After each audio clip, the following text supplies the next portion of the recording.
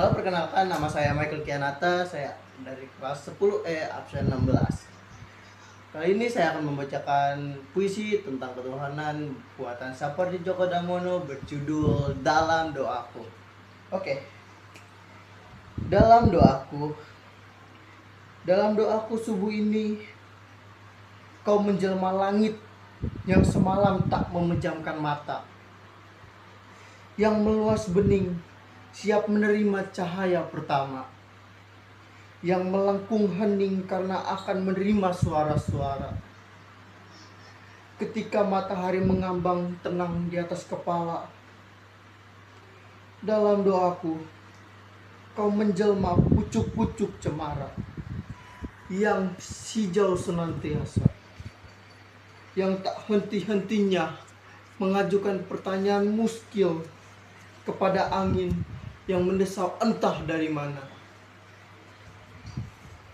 Dalam doaku sore ini, engkau menjelma seekor burung gereja. Engkau mengibas-ngibaskan bulunya dalam gerimis yang hinggap di ranting dan menggugurkan bulu-bulu bunga jambu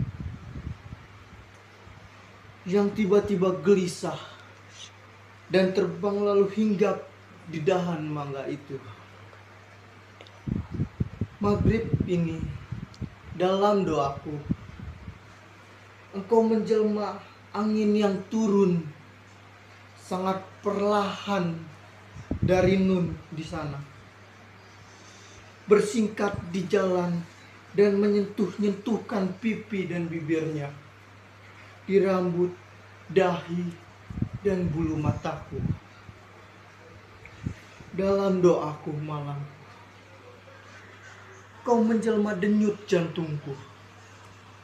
Kau dengan sabar bersitahan terhadap rasa sakit yang entah batasnya, yang setia mengusut rahasia demi rahasia, yang tak putus-putusnya bernyanyi bagi kehidupanku. Aku mencintaimu. Itu sebabnya aku takkan pernah selesai mendoakan untuk keselamatanmu.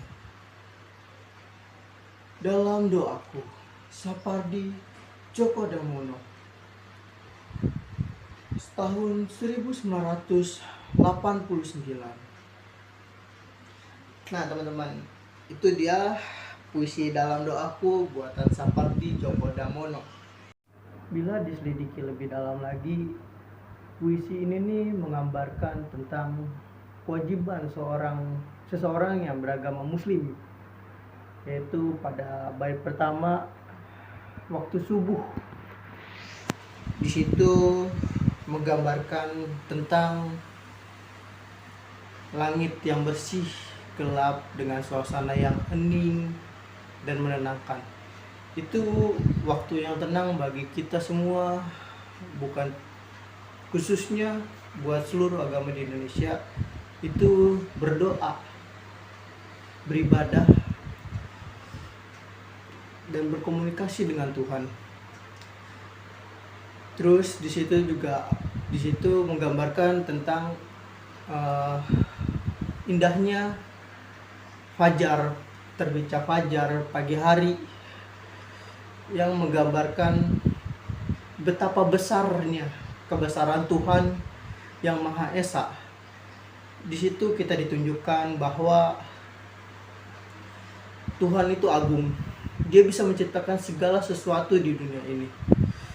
Ia juga yang menciptakan kita semua, dan kita semua patut bersyukur atas semua yang telah Dia berikan, mulai dari hidayah, rezeki, dan petunjuk setiap harinya. Kita harus merasa bangga pada diri kita sendiri dan tak boleh meremehkan agama lain, dikarenakan setiap agama memiliki kepercayaan dan memiliki adat yang berbeda-beda. Kita harus saling mendukung. Terus kita juga harus saling berpegang teguh. Kita boleh mempelajari agama lain, bukannya tak boleh, tapi kita harus tahu bahwa Setiap agama memiliki budaya yang berbeda-beda.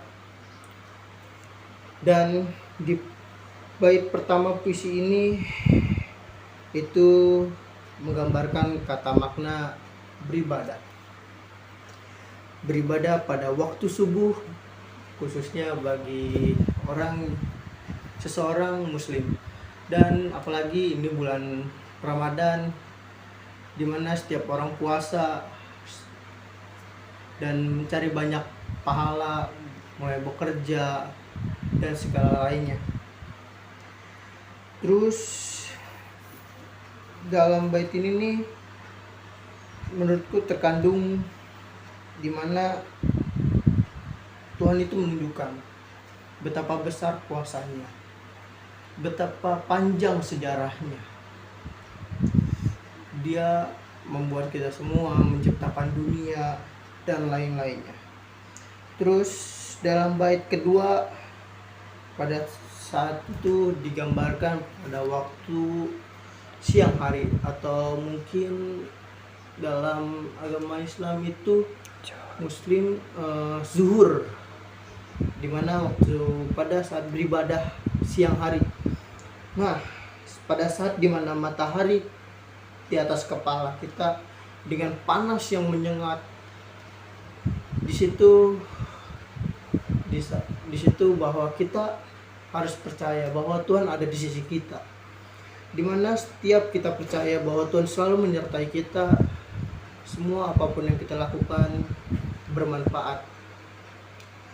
Dan di sini panas matahari yang begitu menyengat itu bisa kita buat sejuk dengan cara kita percaya bahwa Tuhan tak pernah menyobai makhluk ciptaannya, hambanya, melebihi kekuasaannya. Pada saat panas yang terik, kita bisa duduk di bawah pohon dan merasakan angin sepoi-sepoi. Di situ saja Tuhan sudah menunjukkan besar kuasanya, mulai dari ciptaannya, panas matahari yang selalu menyengat bumi dan menerangi bumi. Terus ada juga angin yang menyejukkan kita pada saat siang hari. Terus dalam bait ketiga menggambarkan suasana sore hari, atau di dalam agama Islam dalam masuk waktu asar. Bait ini menjelaskan tentang suasana sore hari yang saat itu sedang hujan gerimis, di mana ada seekor burung gereja yang terkena air hujan, di mana ia ngepakkan sayapnya dan untuk mengeringkan tubuhnya. Ia pindah dari pohon satu ke pohon yang lain untuk menghindari air basah hujan. Di sini kita bisa ambil hikmahnya dari burung tersebut, yaitu di mana hidayah bisa datang kapan saja dan kepada siapapun. Itu sesuai dengan kehendaknya, asal dia mau berusaha dan menjemput hidayah atau rezeki tersebut. Terus dalam bait keempat menggambarkan suasana petang, di mana angin yang datang begitu terasa menyejukkan di saat dalam keadaan kita ingin berdoa. Di situ adalah waktu yang tepat, karena kita dapat merasakan pergantian hari yang begitu spesifik, dan kita dapat merasakan begitu sejuk di sekitar kita dan hening. Terus pada bait terakhir atau bait kelima menggambarkan suasana malam hari, di saat bait ini menyadarkan bahwa segelap apapun jalan kehidupan dan seberat apapun masalah yang kita hadapi, kita dapat percaya kepada Tuhan, dan kita bisa berdoa, karena dengan berdoa kita dapat berkomunikasi dengan Tuhan. Dengan cara itu kita berbicara kepada Tuhan, kita menyerahkan semuanya, kita menceritakan semua kejadian pada hari ini, lalu mengucapkan rasa syukur kita kepadanya. Terus di situ ada kata bagai denyut jantung yang selalu berdetak di setiap detiknya. Dia akan selalu menyertai kita, di sisi kita, di samping kita, dimana dia akan selalu menuntun kita ke jalan yang benar dan memberikan kita keselamatan. Lalu asalkan kita tahu untuk terus mengingat dia dan memuji dia, karena namanya cinta dan keselamatan akan diberikan kepada kita semua. Akan tetapi begitu kita melupakannya dan kita tak ingat pada saat kita bahagia, kita tak ingat dia, tapi ia tak pernah melupakan kita. Ia selalu ada di sisi kita untuk memberikan semua yang kita perlukan. Dia memberikan kita oksigen, ia memberikan kita keselamatan, dan menghindari kita dari berbagai macam musibah yang ada. Terus karena keselamatan yang dia berikan juga, kita tahu bahwa mukjizat Tuhan itu sangat besar, dan kita hanya bisa percaya, lebih tepatnya kita wajib percaya kepadanya dan percaya bahwa Tuhan itu ada, karena yang menciptakan seluruh dunia ini dan segala macam isinya adalah Ia. Oke, segitu saja ulasan dari saya. Menurut saya dengan dalam puisi yang berjudul Dalam Doaku buatan Sapardi Djoko Damono. Oke, terima kasih, cukup sekian dari saya, Michael Kianata.